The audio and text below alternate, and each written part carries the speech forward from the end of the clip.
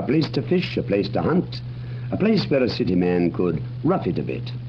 That's what tobacco merchant Pierre Lorillard was looking for in 1802 when he travelled 40 miles north of New York City and bought himself a tract of 7,000 or so acres of wild New York State forest land.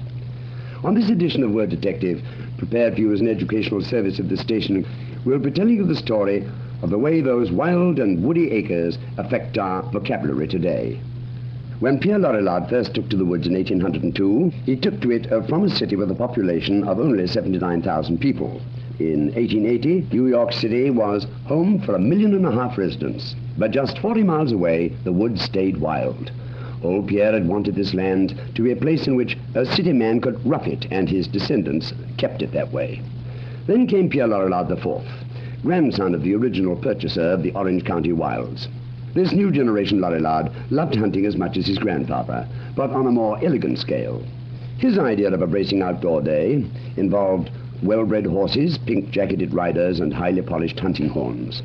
A good many of New York's wealthy young men shared his point of view. So, along about 1886, young Pierre fenced off 5,000 of the old family acres and turned them into an exclusive private hunt club. Then houses were built, elegant country estates mostly, where a tired huntsman could drop in after a hard day with the hounds and sip imported champagne. The only roughing it aspect of this life was the rather rough competition between club members for the title of Best Dressed Rider or Best Dressed After the Ride Party Guest. Pierre IV did rather well in these competitions, and on one occasion set a style that spread all over the world. And thus it is that old Pierre Lorillard's favourite spot for roughing it has become identified with a rather elegant item of male attire. I suspect you know by this time the item of attire I'm speaking of. I'll type the word for you now. It was tuxedo.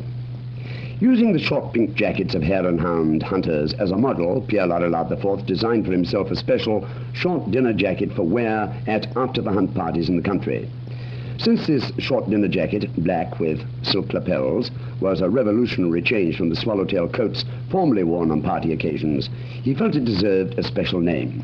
What better choice than the Indian name of the family's old hunting preserve, Tuxedo Park? When the fad in short dinner jackets spread to the city and all over the world, Mr. Lorillard's name spread with it. And that's why a 7,000-acre tract of woody land where a city chap wanted to rough it has become the name for a very fashionable item of male apparel. Now, here are the ingredients for tomorrow's edition of Word Detective. A package of chalk, a bet, a word,